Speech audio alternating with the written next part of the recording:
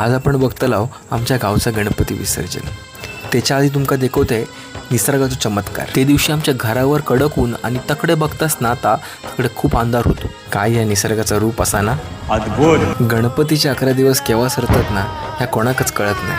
11 दिवस फार मजेत जातात, पण ह्या दिवशी मात्र गावा केलेल्या प्रत्येक चाकरमान्याची घुसमट होत असतात। चारची गाडी गेली रे गेली की आमच्या वाडीतले सर्व गणपती विसर्जनाक निघतात। देवसुवात ह्या बघता असता देवसू आमचा। आम्ही सर्व भाऊबंद मिळून एक एक करून सगळे गणपती देवसुवात नेतो।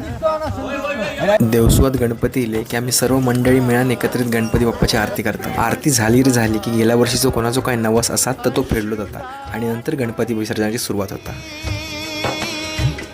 अश्रुदाटुनी येते